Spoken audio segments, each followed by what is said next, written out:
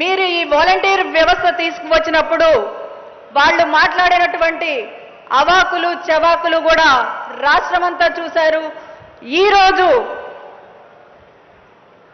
తెగిడిన నోటితోనే పొగడ్తలు కురిపించేటువంటి పరిస్థితికి వాలంటీర్ వ్యవస్థను మీరు తీసుకువచ్చారు.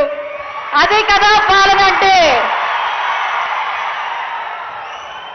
వాలంటీర్స్ను నియమించినప్పుడు వాళ్ళని ఇంటి దగ్గరికి రానివ్వడానికే చాలా మంది సందేహపడితే ఈరోజు వాలంటీర్ అంటే మా ఇంటి అమ్మాయి, మా ఇంటి అబ్బాయి సూర్యుడైనా పొద్దున్నే వస్తున్నాడో లేదో కానీ ఫస్ట్ తారీఖు కల్లా తెల్లవారుజామునే వాలంటీర్ వచ్చి మా ఇంటి తలుపు తట్టి ఈరోజు పెన్షన్ ఇస్తున్నారు అంటే అది కేవలం మీదయే అన్నా.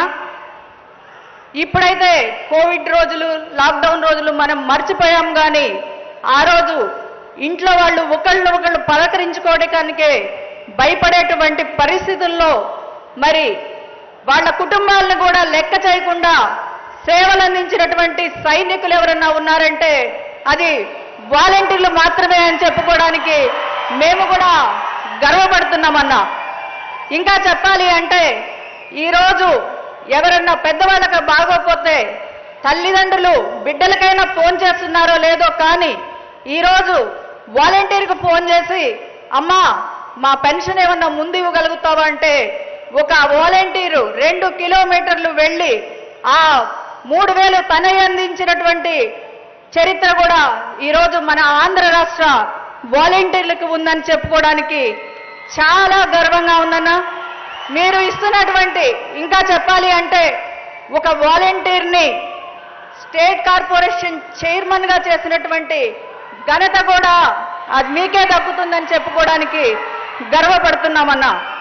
మరి మీరు వాళ్ళ సేవలను ఇతోధికంగా పెంపొందించే విధంగా మీరు ఇస్తున్నటువంటి ఈ అవార్డులు వాళ్లకు ప్రోత్సాహకాలు ఒక మెడిసిన్ లాగా పనిచేస్తాయని చెప్పడానికి కూడా ఏమాత్రం సందేహం లేదని తెలియజేసుకుంటానన్నా. ఇంకొకటన్నా, మన దేశం హరిత విప్లవం చూసింది, నీలి విప్లవం చూసింది, శ్వేత విప్లవం కూడా చూసింది.